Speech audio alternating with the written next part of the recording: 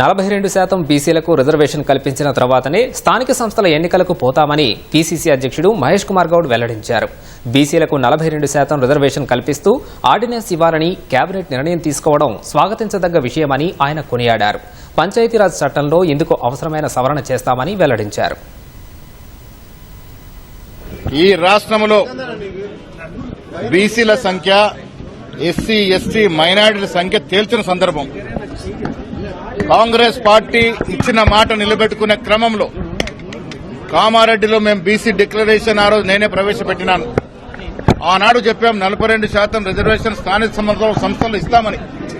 ఆ మాట కట్టుబడిన కాంగ్రెస్ ప్రభుత్వం ఇవాళ రేవంత్ రెడ్డి గారి నేతృత్వంలో 42% ఇస్తూ ఆర్డినెన్స్ తీసుకురాబోతా ఉంది.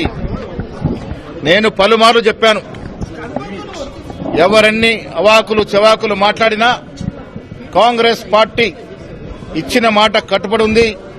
42% రిజర్వేషన్ ఇచ్చి తీరుతామనే మాట పలుమార్లు చెప్పడం జరిగింది. దానికి అనుగుణంగానే నిన్న కేబినెట్ సమావేశంలో ఈ నిర్ణయం తీసుకోవడం హర్షించదగ్గ విషయం. నేను రాష్ట్ర మంత్రిమండలందరికీ కూడా ధన్యవాదాలు తెలుపుతా ఉన్నాను.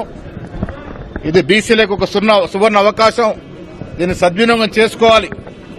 గతంలో ఉన్నటువంటి పాలకులు రిజర్వేషన్ ని 21% తీసుకొచ్చి ఇలా మేమేదో ఘనకార్యం చేసుకుందామని ఇంకా చెప్తా ఉన్నారు. అలాంటి నాయకులు ఆత్మపరిశీలన చేసుకోవాలి.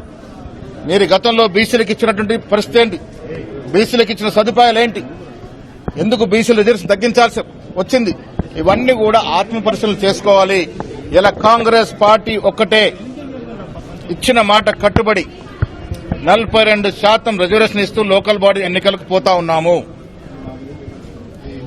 ఇది రాష్ట్ర ప్రజలు అర్థం చేసుకోవాల్సిన విజ్ఞప్తి చేస్తా ఉన్నా. అరే కవిత కోన్ కిస్కా ఏంది కవిత రోలిన్లా?